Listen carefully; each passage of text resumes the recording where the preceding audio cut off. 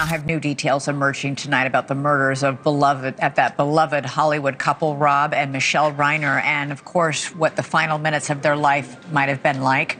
Death certificates obtained today from the LA County Department of Public Health state that the couple died on Sunday, December 14th, within minutes after receiving, quote, multiple sharp force injuries with a knife. When the news broke that Rob Reiner was gone, the world reacted the way it always does when a cultural giant disappears, with shock, disbelief, and quiet confusion.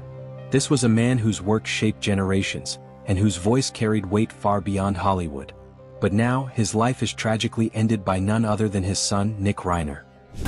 New videos. Accused killer Nick Reiner, potentially before and after he allegedly murdered his parents.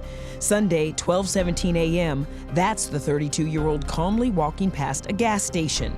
The video obtained by the New York Post is CCTV footage captured just a few blocks from the Reiner's Brentwood mansion. He's then observed walking across the street, turns and goes in the opposite direction.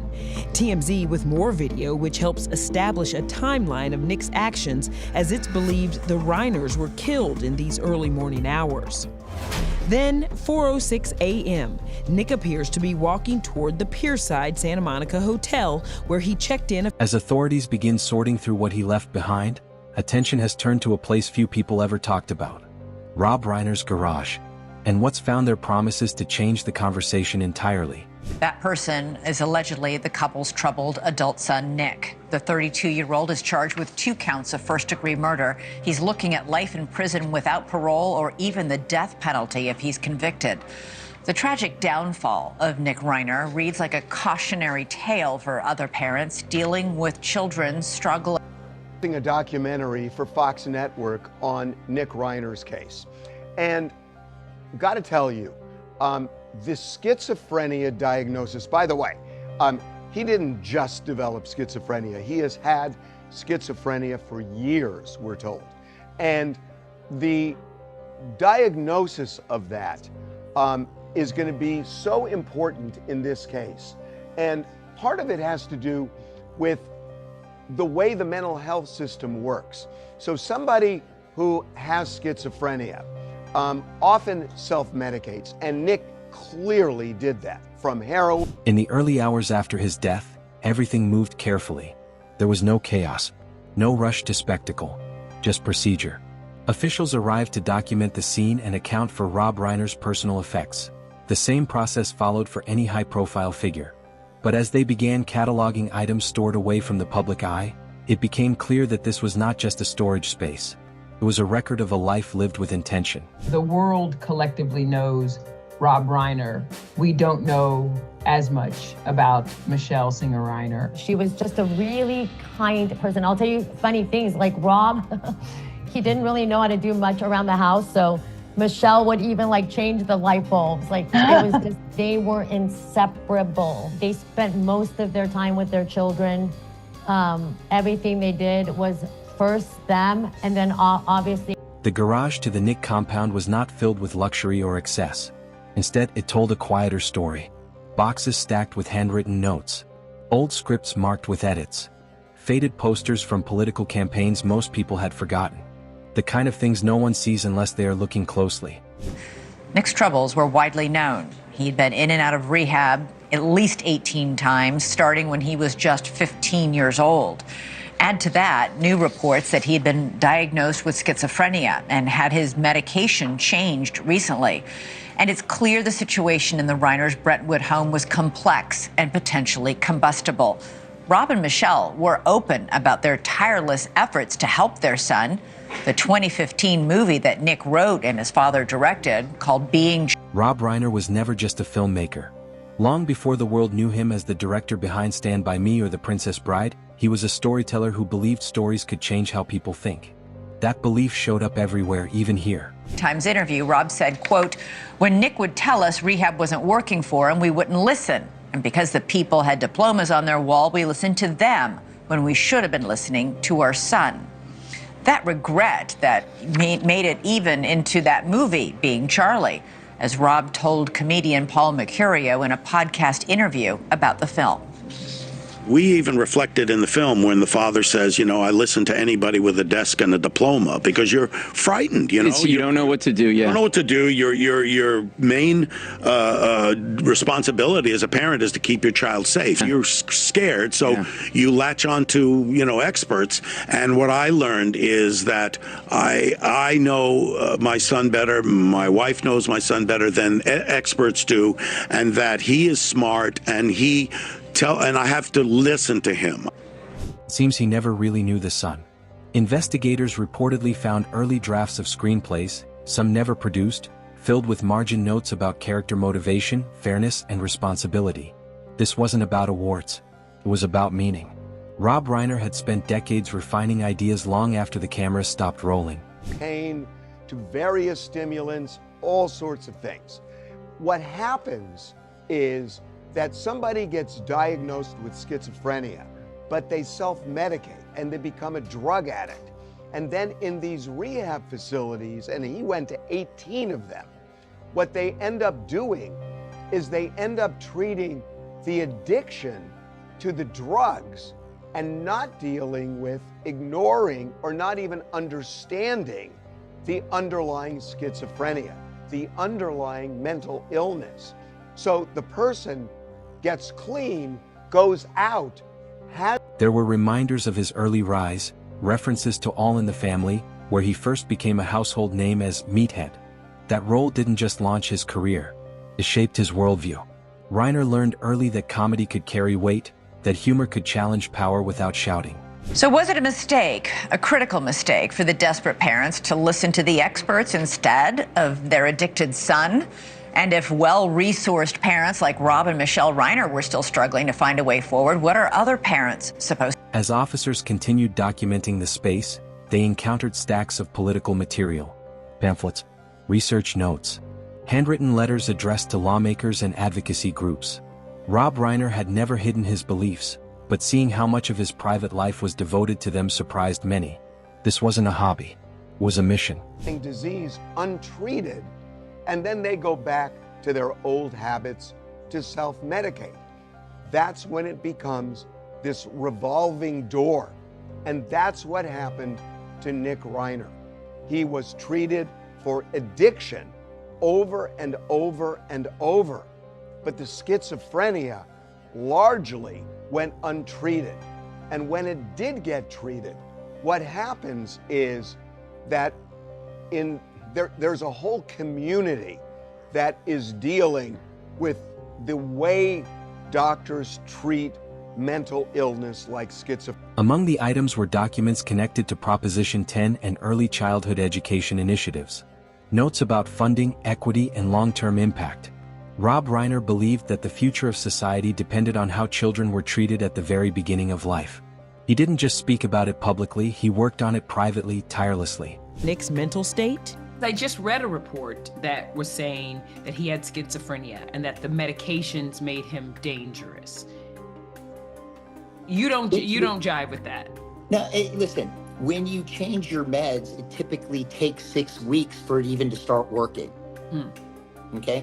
And all of a sudden, he's diagnosed with schizophrenia. I mean, look, what other defense does he have? Is it true, though, that using drugs like cocaine or amphetamines can increase the risk of developing schizophrenia? Is that true? Schizophrenia-like symptoms that are hard. After Nick killed his parents, there were also materials tied to marriage equality and environmental preservation. Old protest signs leaned against shelves. Some were worn. Some had clearly been reused over the years. It suggested persistence, not performance. So what they do is they'll give you a drugs, and those drugs have side effects. And then if they end up in rehab or with another doctor, or even with the same doctor that prescribed the drugs, they will look at the side effects not as a side effect to the drugs, but something organic to the schizophrenia.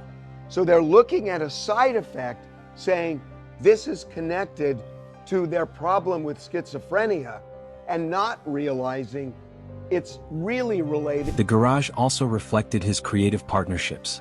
Scripts from When Harry Met Sally appeared alongside personal notes about love, compromise, and growth.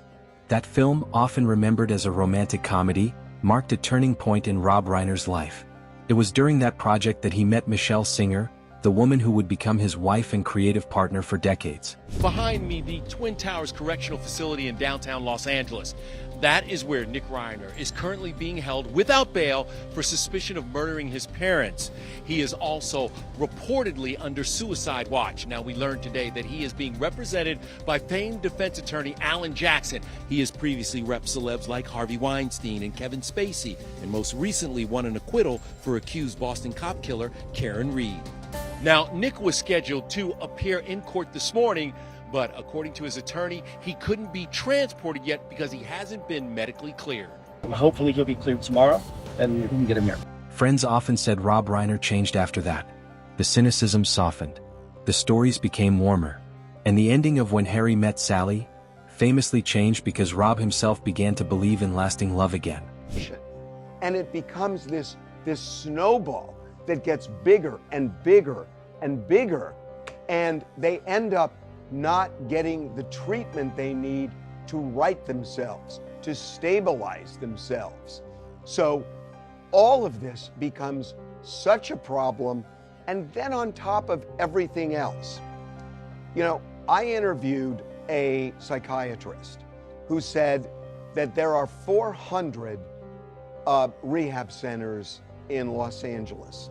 He refers to 4 of them. He will make referrals to 4 of them. 1%. Nearby were materials related to A Few Good Men, courtroom dialogue drafts, notes about power, truth, and accountability. Rob Reiner believed institutions mattered, but only if people were brave enough to challenge them. That belief shaped not only his films, but his activism and public life. And why? Well, when you look at the ones that are $70,000 a month, what are they offering? They're offering, you know, luxury treatments. They're offering swimming pools and camping and scenic views. And what a lot of people are saying in the mental health field is none of that matters. And it actually can hurt because rehab is not meant to be soft. It needs to be a hard experience to confront a lot of things that are more than uncomfortable. And what struck many people reviewing the space was what wasn't there. There were no signs of secrecy for secrecy's sake. No hidden indulgences. No double life waiting to be exposed. Instead, there was consistency. The same values appeared again and again, whether in public speeches or private storage boxes. Medically cleared for transport. Well, usually after an evaluation, the staff determines that this person is not stable enough to be moved, and it's because of one of 3 reasons: physical injury, illness, or a mental health evaluation. We were not told which one applies in this case. We got an update from the district attorney this afternoon. Our office will be filing charges against Nick Reiner. These charges will be 2 counts of first-degree murder. These charges carry a maximum sentence of life in prison without the possibility of parole or the death penalty. Here's a timeline of the alleged double murder. The Reiner family attended. Even the way items were organized told a story. Projects were grouped by theme rather than by year. Education, justice, wealth, responsibility. Rob Reiner didn't separate art from life. To him, they were the same thing. In the healthcare industry who think that, number 1, no place should be charging that kind of money. And number 2, the places that are and are trying to justify it with luxury are not the places you want to be. Nick went to several of those places at the very least. And I will tell you that in doing our documentary, there are people who are saying that it actually can hurt people if they have a lot of money, where they can send a loved one to a place that is trying to make. There were reminders of Castle Rock Entertainment, the company he founded that helped bring shows like Seinfeld into existence. Notes about supporting creators, giving writers room to breathe, trusting audiences to think for themselves. Rob Reiner built systems that allowed others to succeed without controlling every outcome. That generosity showed up repeatedly in correspondence found among his belongings. Mean that Nick wasn't medically cleared for transport. Well, usually after an evaluation, the staff determines that this person is not stable enough to be moved, and it's because of one of three reasons: physical injury, illness, or a mental health evaluation. We were not told which one applies in this case.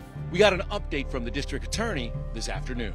Our office will be filing charges against Nick Reiner. These charges will be 2 counts of first-degree murder. These charges carry a maximum sentence of life in prison without the possibility of parole or the death penalty. Letters from actors, writers, and activists thanking him for listening when no one else would, for stepping in without asking for credit, for opening doors and then stepping out of the way. Feel good and comfortable, because that's not the point of rehab. The point of rehab is to stabilize somebody, and for mental illness, as I've been told from people we're talking to, good luck trying to deal with that in 30 days. This is not a 30-day quick solution. So add up all those things. Add up the diagnosis, add up the side effects to drugs, and mistaking the side effects for the disease itself. Add up the fact that people self-medicate, and then they go to rehab. As the inventory continued, one theme became impossible to ignore. Rob Reiner never stopped working. Even in spaces meant for storage, his mind was still building, questioning, refining. He was preparing for conversations that might never happen, films that might never be made, causes that might take decades to resolve. This is what ultimately shocked people. Not scandals or secrets. Timeline of the alleged double murder. The Reiner family attended Conan O'Brien's holiday party, and a source says, quote, he was acting weird and off while there. When the Reiners left and they were standing by the valet stand, Nick, Michelle, and Rob were arguing, and everyone saw. Then, early Sunday morning, a source tells ET, Nick checks in here to the Pierside Santa Monica Hotel, acting strangely and erratically. According to TMZ, hotel staff claim the room was found covered in blood, with sheets covering the window. A source tells ET the couple was found by their daughter Romy. They were reportedly in bed with knife wounds. Just after. In an age where public figures are often exposed for contradictions, Rob Reiner's private world matched his public one almost exactly. The same principles, the same concerns, the same stubborn hope that things could be better if people cared enough to try. The garage did not reveal a mystery. It revealed commitment. The addiction and never deals with the underlying problem. Add in the fact that there are charlatans out there in the rehab community, and that some of these places that charge a king's ransom are doing the addict and the mentally ill no favors. So I get back to what, based on what I'm hearing, is almost certainly going to be Nick's defense, not guilty by reason of insanity. And there are a lot of witnesses to put up on the stand who could well resonate. Rob Reiner's death marked the end of a singular voice in American culture, but what he left behind showed why that voice mattered for so long. He didn't just react to the world. He engaged with it, carefully, thoughtfully, relentlessly. As for Nick's struggles with addiction, this now viral resurfaced clip gives us a little insight into how his famous parents tried to help him. Well, I think I'm lucky in the sense that I have parents that care about me. Nick, who has said he went to rehab 17 times, bonded with his dad while they worked together on the movie Being Charlie, which was loosely based on Nick's troubled life. Okay, you know what? Here's how it's gonna go. You can either head back to treatment or live on the streets. It's your choice. That's an easy one. Congratulations. How was it working with your son? Oh, good, good. When I would go out and do, things like drugs and stuff like that, I'd feel a tremendous amount of guilt. But some people don't have parents that are, have any interest in them. And in the end, what was found wasn't something that shocked because it was dark. It shocked because it was clear. Clear about who he was. Clear about what he believed. And clear about the kind of legacy he meant to leave behind. What do you think about this shocking discovery? Let us know your thoughts in the comments. Thanks for watching.